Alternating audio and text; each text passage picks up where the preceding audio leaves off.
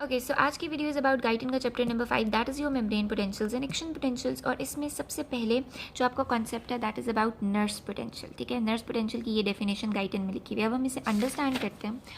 For example हम potassium लेते हैं। पोटेशियम आप कंसिडर करें, पोटेशियम की concentration outside the cell 4 milliequivalents per litre है, inside the cell 140 milliequivalents per litre है। और डिफ्यूजन हमेशा आपको पता है कि अलॉन्ग द कंसनट्रेशन ग्रेडियंट होती है, ज़्यादा कंसनट्रेशन से कम कंसनट्रेशन की तरफ होती है। तो हमेशा सेल में पोटेशियम आइंस जो होते हैं वो इनसाइड ऑफ सेल से outside of the cell move करे होते हैं। और क्योंकि ये पॉजिटिवली चार्ज हैं तो बाहर ये इलेक्ट्रो पॉजिटिविटी जनरेट करे होते हैं, अंदर इलेक्ट्रो नेगेटिविटी जनरेट करे होते हैं। लेकिन ये जो potential difference across the cell membrane ये जनरेट करे होते हैं, तो कुछ टाइम बाद वो पोटेंशियल डिफरेंस एक ऐसे लेवल के ऊपर जाता है जहाँ पे फर्दर पोटेशियम आयन की डिफ्यूजन नहीं होती, और वो लेवल -94 मिली वोल्ट्स का है। जब -94 मिली वोल्ट्स की इलेक्ट्रिकल पोटेंशियल जनरेट हो जाती है because of the diffusion of potassium ions, तो further diffusion of potassium ions block हो जाती है। और इस पॉइंट को हम नर्स्ड पोटेंशियल कहते हैं, क्योंकि नर्स्ड पोटेंशियल किसी भी आयन के लिए वो पोटेंशियल है जहाँ उस आयन की normal diffusion across the cell membrane block हो जाए। ये डेफिनेशन आपको ज़्यादा अच्छे से लिखी हुई मिलती है फिरदौस में। फिरदौस में लिखा हुआ है कि potential difference across cell membrane that can block further diffusion of an ion completely towards concentration gradient is called its Nernst potential. ठीक है, फॉर एग्जाम्पल अब हम सोडियम आइंस की नर्स पोटेंशियल देखते हैं। तो सोडियम आइंस का जो वैल्यू है आउटसाइड द सेल मेम्ब्रेन उनकी कंसंट्रेशन की वो 142 मिली इक्विवेलेंट्स पर लीटर है, इनसाइड है 10 milliequivalents per litre. So sodium ions हमेशा आउटसाइड से इनसाइड डिफ्यूज़ करते हैं, और इसके लिए जो नर्स पोटेंशियल है वो +61 मिली वोल्ट्स है। ये वो लेवल है जहाँ पे इसकी फर्दर डिफ्यूजन ब्लॉक हो जाती है। ठीक है, अच्छा, उसके बाद हमारे पास यहाँ पर नर्स्ड इक्वेशन गिवन है, ये आपने एज इट इज़ याद करनी है। एंड गोल्डमैन इक्वेशन जस्ट ये है कि नर्स इक्वेशन आपको एक आयन की नर्स पोटेंशियल देती है, गोल्डमैन इक्वेशन से आपको ज़्यादा की मिल जाती है। सही है, सो दैट इज़ ऑल। उसमें और कुछ याद नहीं करना, मेजरिंग द मेम्ब्रेन पोटेंशियल नहीं करना। फिर आपके पास आता है resting membrane potential. Resting membrane potential वो पोटेंशियल है जहाँ पर कि आपकी सेल मेम्ब्रेन किसी भी किस्म की नर्व इम्पल्स कंडक्ट नहीं कर रही होती, रेस्टिंग स्टेट में होती है। एंड वो नॉर्मली सेल के लिए होता है -90 मिली वोल्ट्स के ऊपर। अब हमने ये देखना होता है कि ये कॉज किन चीज़ों से होती है।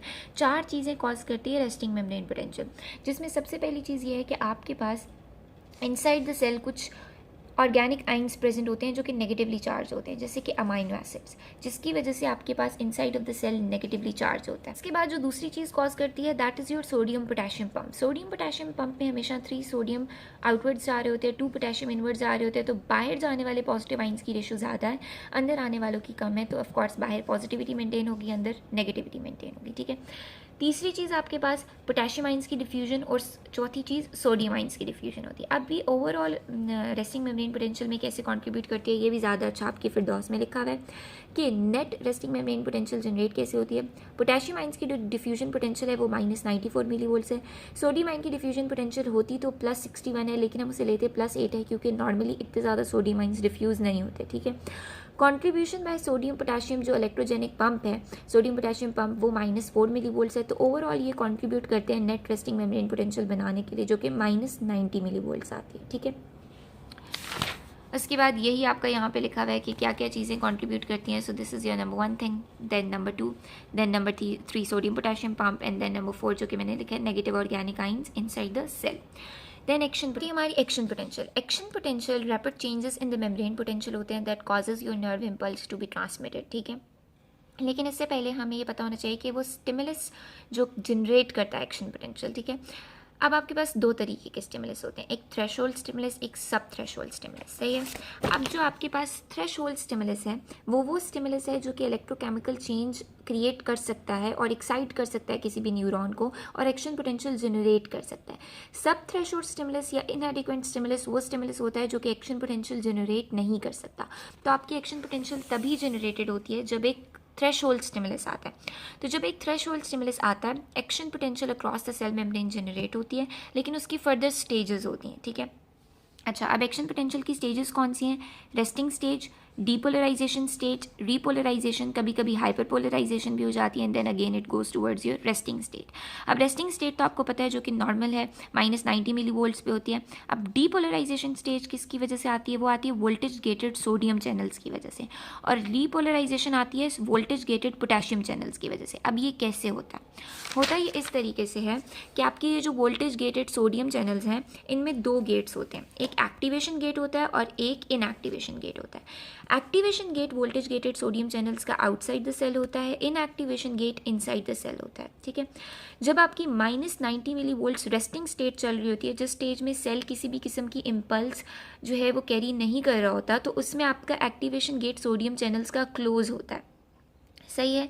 लेकिन उसके बाद जब आपकी थ्रेशोल्ड स्टिमुलस आता है और वो इस -90 मिली वोल्ट्स जो नॉर्मल रेस्टिंग मेम्ब्रेन पोटेंशियल है इसको राइज करता है, पॉजिटिव की तरफ इसकी वैल्यू लेके जाता है, तो थोड़ी देर बाद आपका ये जो activation gate of sodium channel है ये ओपन हो जाता है, जिसकी वजह से सोडियम आइंस इनवर्ड्स फ्लो करना शुरू हो जाते हैं, ठीक है।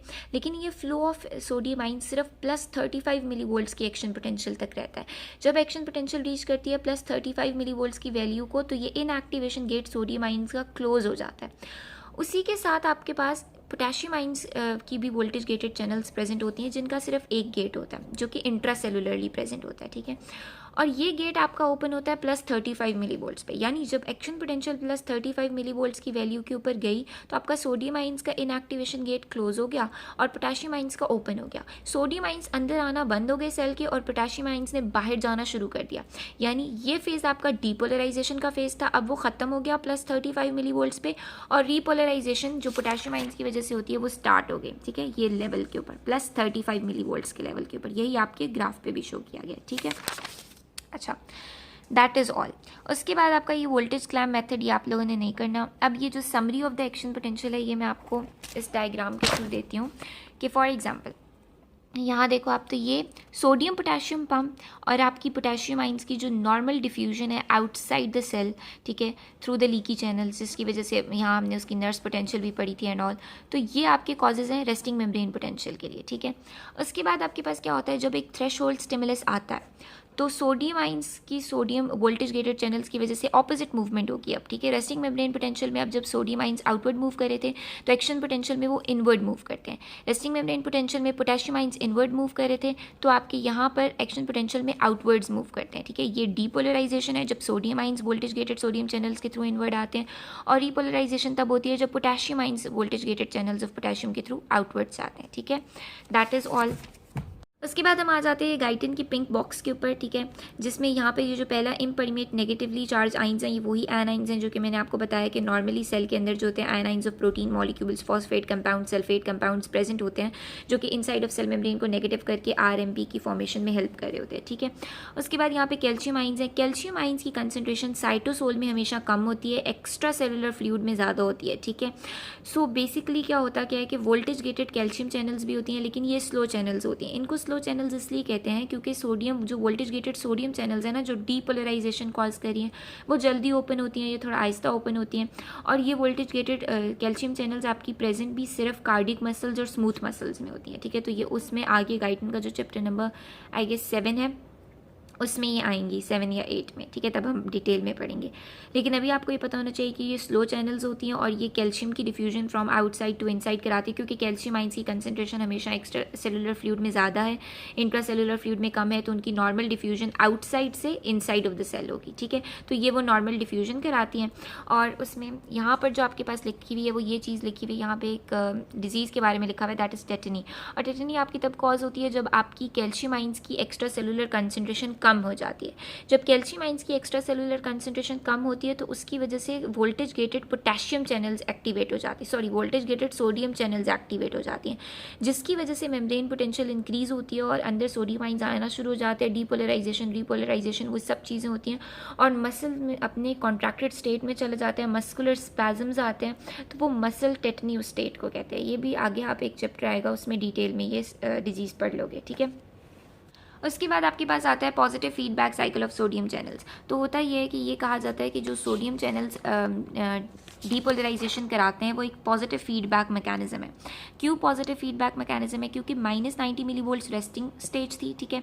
अब जब आपकी पोटेंशियल थोड़ी सी राइज की -65 मिली वोल्ट्स तक गई तो कुछ voltage gated sodium channels open हो जाते हैं, ठीक है। और वो वोल्टेज गेटेड सोडियम चैनल्स जब ओपन होते हैं तो as a result sodium ions जो है ना वो इनसाइड सेल आना शुरू हो जाते हैं। जब वो इनसाइड ऑफ सेल आना शुरू होंगे तो अंदर जो इनसाइड ऑफ सेल है वो और ज़्यादा पॉजिटिव होना शुरू हो जाएगा, ठीक है। उसकी वजह से और सोडियम चैनल्स ओपन होना शुरू हो जाएंगे। इसी तरीके से जब और सोडियम चैनल्स ओपन होंगे, सोडियम और इनसाइड ऑफ द सेल आएगा, इनसाइड ज़्यादा पॉजिटिव होगी और सोडियम चैनल्स ओपन होना शुरू हो जाएंगे until the electrical potential reaches a level to +35 millivolts. ये प्रोसेस कंटिन्यू रहेगा ओपनिंग ऑफ सोडियम चैनल्स का, ठीक है। +35 मिलीवोल्ट्स पे उनका इनएक्टिवेशन गेट जो है वो क्लोज हो जाएगा, जिसकी वजह से फर्दर वो मूव नहीं कर पाएंगे इनवर्ड और रीपोलराइजेशन स्टार्ट हो जाएगी by the opening of potassium channels, ठीक है।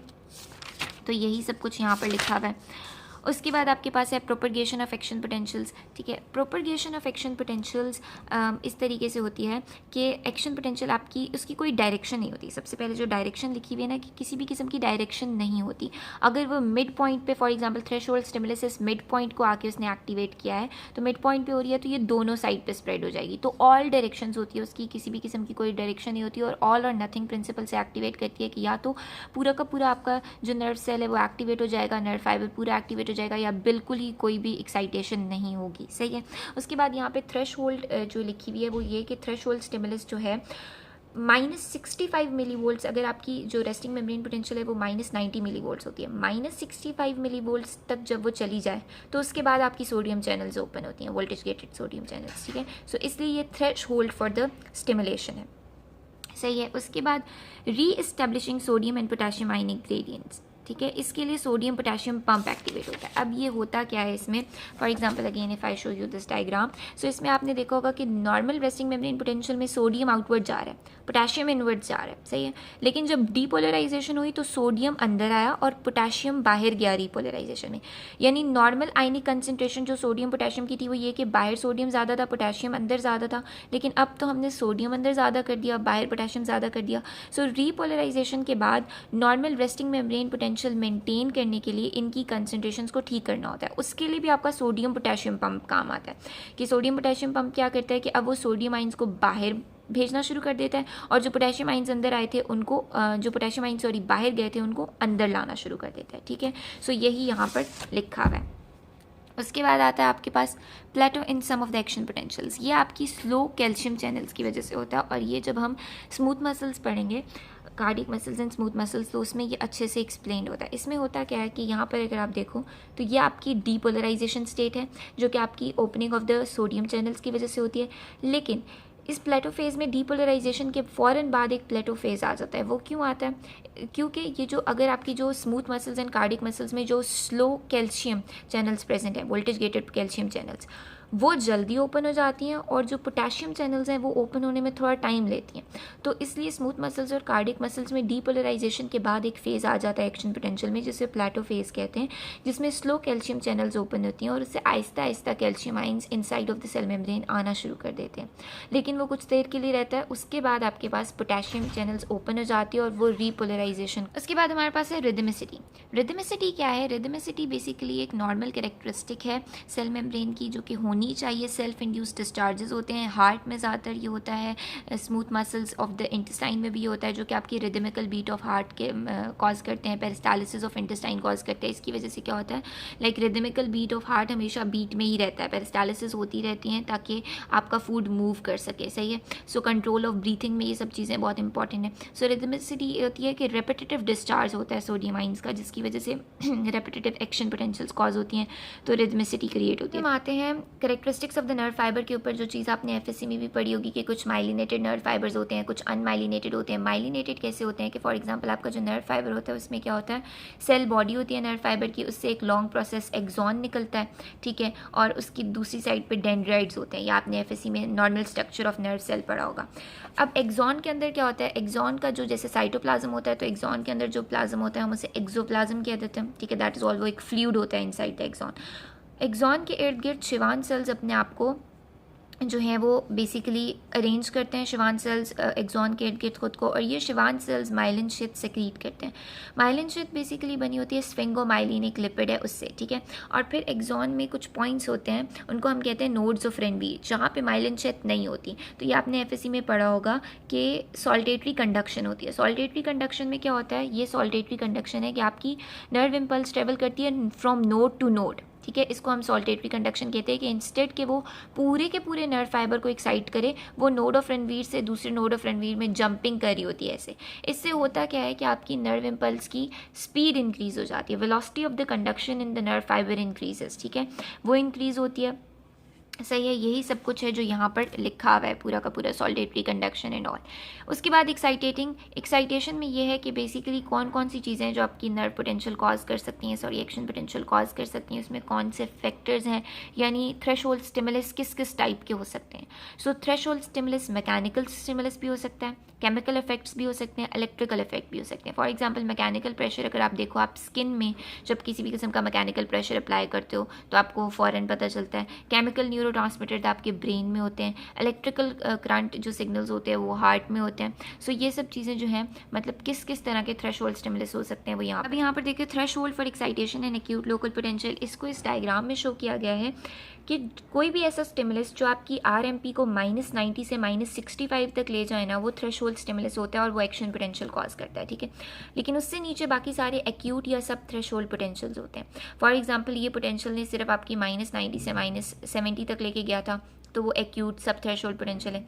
जो आपकी -65 तक ले जाए उसके बाद वो एक्शन पोटेंशियल जनरेट कर सकते हैं, सही है।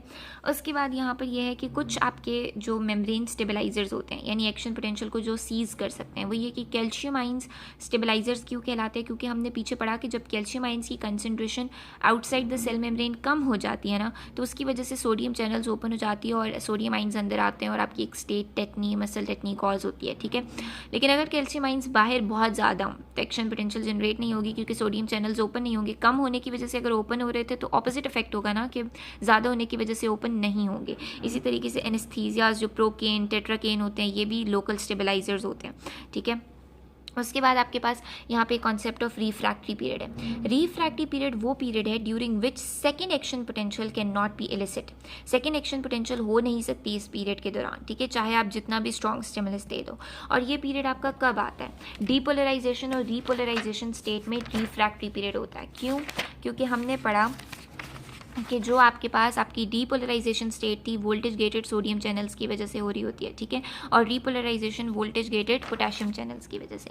लेकिन होता ये है कि डीपोलराइजेशन स्टेट में वोल्टेज गेटेड सोडियम चैनल्स के दोनों गेट्स ओपन होते हैं, लेकिन ये काम में है, तो अभी कोई भी और स्टिमुलस आएगा तो वो एक्शन पोटेंशियल जनरेट नहीं कर सकता। और जब ये डीपोलराइजेशन एंड होती है ना, तो वोल्टेज गेटेड सोडियम चैनल्स का इनएक्टिवेशन गेट क्लोज हो जाता है, सही है, इनएक्टिवेशन गेट क्लोज हो जाता है और वो बेसिकली अब ओपन नहीं हो सकता, ठीक है। ये इनएक्टिव स्टेट में, अपनी स्टेट में, जब तक नॉर्मल RMP नहीं रीच होती। नॉर्मल यानी कि रेस्टिंग मेम्ब्रेन पोटेंशियल थी, यहाँ पर अगर आपकी कोई एक्शन पोटेंशियल आए तो वो थ्रेशोल्ड स्टिमुलस आए तो वो एक्शन पोटेंशियल जनरेट कर सकती है। लेकिन अब जब ये प्रोसेस स्टार्ट हो गया है, तो अब जब तक यहाँ पर नॉर्मल RMP दोबारा रीच नहीं होती है, जो बीच वाला पीरियड है that is your refractory period. इस दौरान किसी भी किस्म का स्टिमुलस चाहे आप जितना मर्जी स्ट्रॉन्ग दे दो, वो दोबारा एक्शन पोटेंशियल जनरेट नहीं कर सकता। इसमें दो तरह के रिफ्रैक्टरी पीरियड्स आते हैं, एक आपका एब्सोल्यूट रिफ्रैक्टरी पीरियड होता है और एक रिलेटिव रिफ्रैक्टरी पीरियड होता है। जो डीपोलराइजेशन वाला स्टेट होता है this is your absolute refractory period. इसमें कितना भी स्ट्रॉन्ग स्टिमुलस दे लो आपको दोबारा एक्शन पोटेंशियल जनरेट नहीं हो सकती। लेकिन जो रीपोलराइजेशन वाला फेज होता है उसमें अगर एक लेवल ऑफ स्ट्रॉन्ग स्टिमुलस होता है जो दिया जाए तो शायद एक्शन पोटेंशियल जनरेट हो जाए, लाइक हो जाती है, तो उसको हम रिलेटिव रिफ्रैक्टरी पीरियड कहते हैं। ओवरऑल ये पूरा का पूरा आपका रिफ्रैक्टरी पीरियड है, ठीक है। जब नॉर्मल RMP दोबारा जनरेट हो जाएगी तो उस टाइम के ऊपर क्या होगा, उस टाइम के ऊपर दोबारा आपकी एक्शन पोटेंशियल जनरेट हो सकती है, सही है। Okay, so this is all for today. Thank you for bearing me for so long. अल्लाह हाफिज़।